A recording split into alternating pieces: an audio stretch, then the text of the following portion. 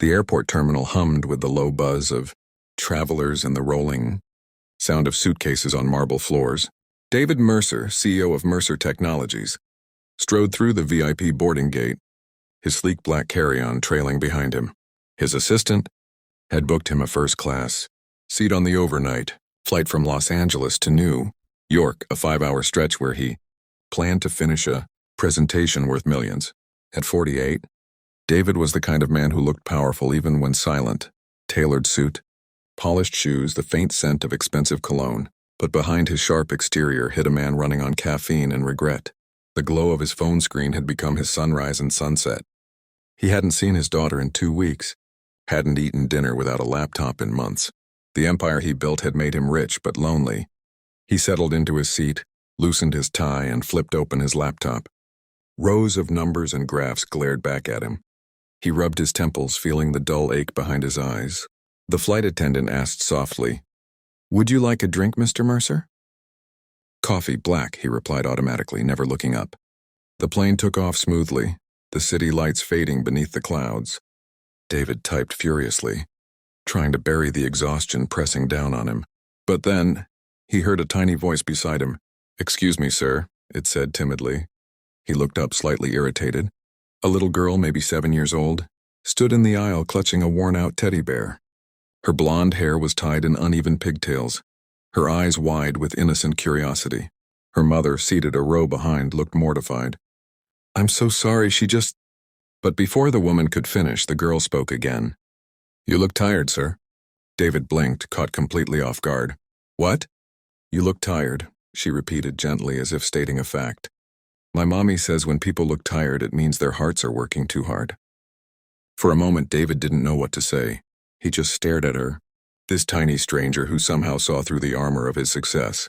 She smiled shyly. "Maybe you should look out the window. The sky helps." And as she walked back to her seat, David found himself doing exactly that, turning toward the clouds, laptop forgotten, wondering when he had last listened to someone that small. And that true. 2 hours into the flight, most of the cabin lights had dimmed. The rhythmic hum of the engines filled the quiet air as passengers drifted into sleep.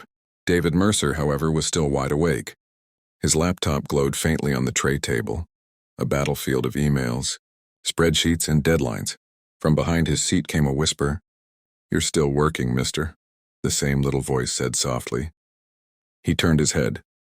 There she was again, the little girl with the teddy bear, peeking curiously over the top of the seat. Her bright blue eyes sparkled even in the low light. David smiled faintly. "You caught me," he said, "but I have a lot to do." She frowned seriously. "You're breaking the rule." "What rule?" he asked, half amused. "The airplane rule," she said with complete confidence. "You're supposed to look out the window and rest your eyes." David chuckled, surprised at how easily the sound escaped him. "And what happens if I don't?" She thought for a moment. "Then the sky gets sad." Before he could reply, she climbed carefully onto the empty seat beside him, her mother asleep, a few rows back. She held up her teddy bear. "This is Mr. Buttons. He helps people feel better when they forget how." David leaned back, watching her as she rummaged through a pink backpack. She pulled out a small coloring book and a box of worn crayons.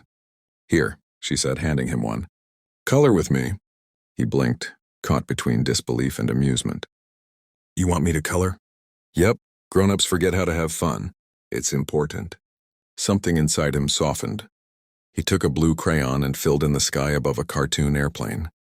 His lines were crooked, uneven, but the little girl's face lit up. "See, you're good at it."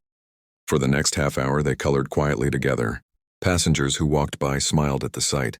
A powerful CEO, in a crisp suit, hunched over a coloring book beside a child with pigtails. When she finished her page, the girl looked up at him and whispered, "You don't look tired anymore." David smiled, a real one this time. "Maybe you're right," he said softly, feeling something inside him unclench for the first time in years. The cabin had grown quieter now. Most passengers were asleep, their faces lit by the soft blue glow of the overhead lights. David and the little girl still sat side by side, their coloring book open between them. The crayons had rolled onto the tray table, mixing into a small rainbow of waxy pieces. The girl broke the silence first. "You know," she said, tracing a cloud with her pink crayon, My daddy used to look tired too. David glanced at her. Did he? She nodded solemnly. He worked all the time. Even on weekends. Mommy said he was trying to make our lives better. Her voice softened. But then, one day he went to heaven. David's hand froze on the page. The hum of the airplane suddenly sounded louder. He turned slowly toward her. I'm so sorry, he said quietly. She shrugged in that brave, innocent way only children could. Mommy says he's still around. I wave to him when I fly. Maybe he's sitting on one of those clouds. She looked out the window, her face glowing in the pale moonlight. I think he's happy when I make new friends. David felt a lump rising in his throat. He wanted to say something comforting, but the words wouldn't come. Instead, he just nodded, feeling her tiny words pierce straight through the walls he had built around his heart. After a pause, the girl turned back to him. You have kids? He hesitated. A son, he said softly. But I don't see him much. I'm busy. She tilted her head. My daddy was busy too. Maybe you should be less busy. David smiled faintly, but it was sad. It's not that easy, sweetheart. She looked at him seriously. It is if you try hard. You just have to remember how to play again. He stared at her, speechless. How could a 7-year-old see so clearly what he'd spent years avoiding? The girl reached for a yellow crayon and handed it to him. Here, she said. Yellow makes people happy. Daddy said so. David took it gently, his chest tightening. He hadn't realized how much he missed being someone's dad until this moment. Sitting 30,000 feet above the world, learning about love from a little girl who believed clouds could heal. The captain's voice echoed through the cabin. Ladies and gentlemen, we've begun our descent into New York City. Please fasten your seatbelts and return your trays to the upright position. The lights brightened and passengers stirred awake. David Mercer blinked, realizing the night had somehow disappeared. He'd spent nearly the entire flight talking and listening to a little girl named Lily. Beside him, she yawned, rubbing her sleepy eyes with one hand while clutching her teddy bear with the other. Her mother, now awake, leaned forward apologetically. I hope she didn't bother you too much, sir. She tends to talk to everyone. David smiled genuinely for the first time in months. Not at all, she's quite the conversationalist. Lily grinned proudly. I told you I make tired people smile, Mommy. Her mother chuckled softly, then began gathering their things. David watched the little girl carefully zip her backpack, tucking her coloring book inside. Something inside him stirred, a quiet realization that he didn't want this interaction to end when the plane touched the ground. As the wheels bumped the runway, Lily turned to him and held out her box of crayons.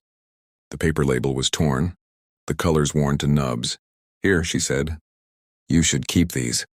David blinked. Lily, I can't take your crayons. Those are yours.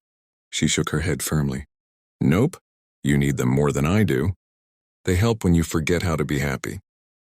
He hesitated, emotion tightening his throat. Finally, he took the box gently as if it were made of glass. Thank you, he said quietly. I'll take good care of them. Her smile widened. Promise you'll color something happy. I promise, he replied. As the passengers began to disembark, Lily's mother gave him a warm smile. You must be someone important, she said kindly. But thank you for treating her like she mattered. David opened his mouth to respond, but no words came. He just nodded, clutching the little box in his hand. When he finally stepped out into the busy terminal, his driver was waiting with a polished black car. Mr. Mercer, your schedule for... David lifted a hand to stop him. Not tonight, he said softly. I think I'll walk. And as he walked into the crisp New York morning, he slipped the crayon box into his pocket, feeling lighter than he had in years. The next Monday morning at Mercer, technologies felt different, though no one could quite explain why. The usual tension that filled the glass-walled offices seemed to have thinned, replaced by something softer, and it all began with David Mercer, who walked through the lobby not with his usual clipped stride, but with an easy calm that startled even his assistant. Good morning, sir, she greeted nervously, handing him a folder of urgent contracts. David smiled. Good morning, Claire. How was your weekend? She blinked, startled. He had never asked before. When he reached his office, the same one with the panoramic view of the city, he didn't open his laptop. Instead, he reached into his briefcase and pulled out a small, worn box of crayons. He set them beside his desk phone, next to his pen holder like a quiet reminder. That morning, The leadership team gathered for their regular meeting. Everyone braced for the usual barrage of numbers, deadlines, and reprimands. But David began differently. "I've been thinking," he said slowly, his voice calm but firm. "We've built something powerful here. But somewhere along the way we stopped building people." Confused glances were exchanged. He continued, "Starting today, we're changing that. Flexible schedules, paid family leave, mental health days. I want this company to stand for something more than profit." His CFO frowned. "Sir, that's unprecedented. It'll cut into our margins." David smiled faintly. "Maybe, but some things are worth more than margins." The room went silent. No one argued. They could all sense this wasn't just a whim, it was transformation. Later that day, he walked through the office, stopping to talk to employees he'd barely noticed before. He asked about their families, their kids, their dreams. People stared in disbelief. That evening, when the office emptied, David sat alone, the city lights flickering beyond the windows. He opened the coloring book Lily had given him on the plane. On one page she had scribbled in bright yellow crayon, "Don't forget to color something happy." For the first time in a long while, David didn't feel like the man who had everything but peace. He felt like someone finding his way back. He closed the book, looked at the crayons, and whispered, "I won't forget. Lily, I promise." 3 months later, the world looked very different to David Mercer. His company was thriving, not because of new products or investors, but because people were smiling again. The offices were filled with laughter, family photos, and the smell of fresh coffee instead of tension. David had traded 12-hour boardroom marathons for dinners with his son, Ethan, who now called him Dad again without hesitation. Tonight, David was once again at an airport, this time heading from New York to San Francisco for a charity conference. As he walked through the terminal, dressed casually in jeans and a sweater instead of his trademark suit, he felt calm. Not powerful, not important, just peaceful. He boarded first class, greeted the flight attendants with a warm smile, and took his seat by the window. The familiar hum of the engines stirred something in him, a memory. He reached into his carry-on and pulled out a small sketchbook, filled with crayon drawings. There were crooked airplanes, smiling suns, and stick figures of a man and a boy holding hands. Each page was colored by him and Ethan together. As the plane took off, a flight attendant paused beside him. "Excuse me, sir," she said kindly. "You look peaceful." David chuckled softly. "That's a new one," he replied. "Someone once told me airplanes can heal sad people." She smiled, a little confused, but moved on. When they reached cruising altitude, David opened the sketchbook to a blank page. He took out the old worn yellow crayon, the same one Lily had handed him that night. Its paper wrapper was torn, the tip dulled from use, but to him it was priceless. He wrote in uneven letters across the page, "Thank you, Lily." Then he drew a small heart next to it. Outside the window the clouds rolled endlessly, glowing silver in the moonlight. He looked at them and smiled, half expecting to see a little girl waving back from somewhere up there.